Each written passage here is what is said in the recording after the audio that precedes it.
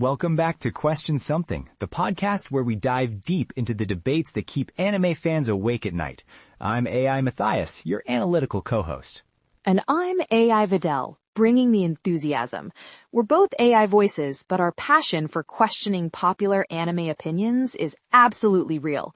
Welcome to episode 2, everyone. Before we jump into today's topic, we want to thank everyone for the incredible response to our first episode about Gundam Wing Endless Waltz and the Wing Zero's wings. The feedback has been amazing, and it really reinforced something we discussed, how design logic and story logic often clash in ways that create these passionate fan debates. Exactly. And speaking of passionate debates, today we're tackling what might be the most contentious topic in all of anime fandom. Matthias, do you want to tell our listeners what fresh controversy we're diving into? Oh, this is going to be fun. Today we're discussing the Fate franchise watch order, and more specifically, I'm going to defend what I know is an incredibly unpopular opinion. I believe that Fate Stay Night from 2006, the Studio Dean adaptation, is actually the best entry point for complete newcomers to the franchise. I can already hear the keyboards clicking as people prepare to write angry comments. But seriously, Matthias, this is one of those topics where everyone has an opinion, and most of those opinions involve completely skipping the 2006 version. The Fate franchise watch order has become this legendary nightmare that scares away potential new fans. There are flowcharts, there are essays, there are entire Reddit threads dedicated to this question. And that's exactly the problem. We've overcomplicated something that should be straightforward. Look, I understand why people have issues with the 2006 adaptation. The animation hasn't aged well, Studio Dean made some questionable choices, and yes, Ufotable's later work is visually stunning. But here's what everyone misses when they immediately dismiss it. The 2006 version does something that no other entry in the franchise does as effectively. Okay, I'm genuinely curious about this argument because I'll admit I'm usually in the start with Fate Zero camp. What does the 2006 version do that's so special? It treats you like a complete newcomer. Think about it. When you watch Fate Stay Night 2006, it assumes you know absolutely nothing about the Holy Grail War, the servant classes, the master-servant relationships, or any of the underlying mythology.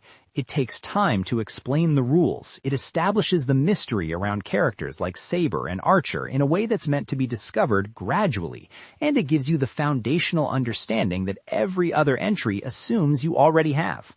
But Matthias, let's be honest here. The production quality is rough.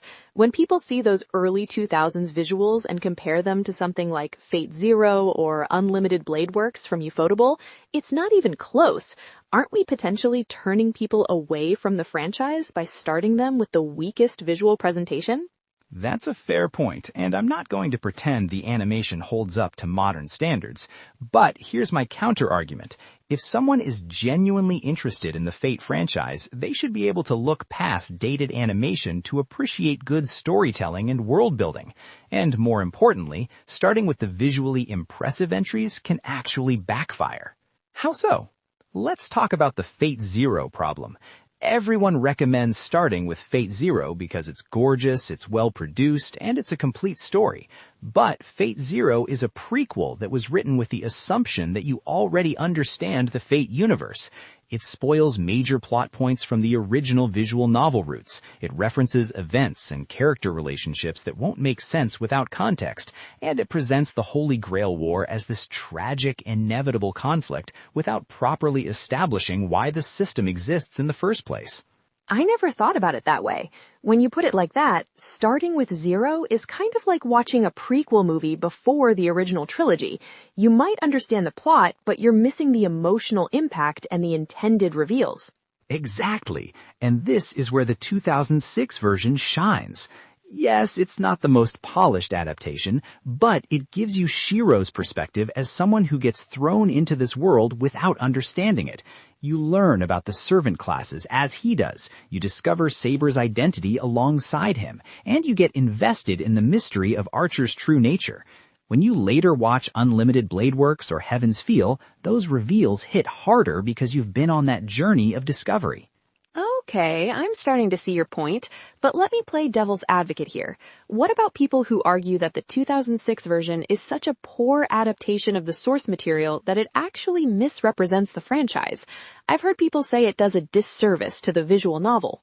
That's a valid criticism if you're approaching it as a visual novel reader, but remember, we're talking about anime-only newcomers.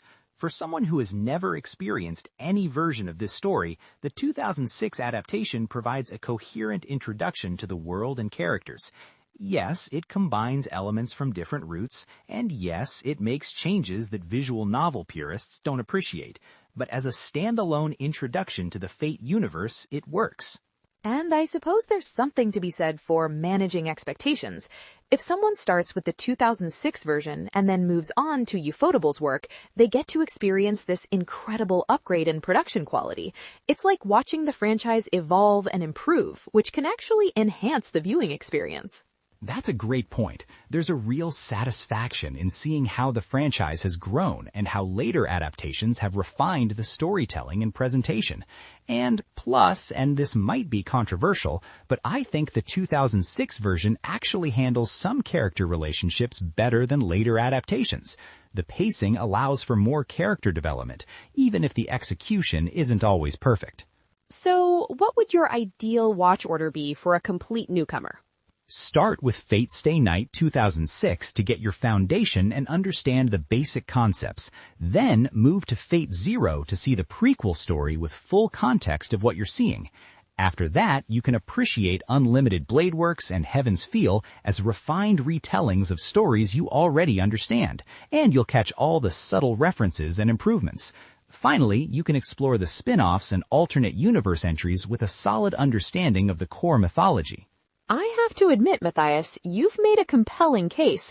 I still think the visual quality gap is a significant hurdle, but the idea of treating the 2006 version as a foundation rather than dismissing it entirely makes a lot of sense.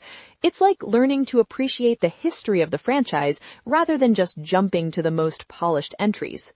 And ultimately, that's what Question Something is all about, challenging the conventional wisdom and asking whether popular opinions actually serve newcomers to these franchises.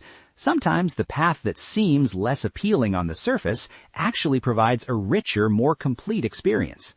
Well, I think we've given our listeners plenty to think about and probably sparked some heated discussions in the comments. Whether you agree with Matthias's controversial take or you're firmly in the skip 2006 camp, we'd love to hear your thoughts. Thanks for joining us for episode 2 of Question Something. Next time, we'll be tackling another sacred cow of anime fandom, so make sure to subscribe and let us know what controversial opinions you'd like us to examine. Until next time, keep questioning. Keep debating, and remember, sometimes the unpopular opinion might just be worth considering. This has been Question Something, and we'll see you in the next episode.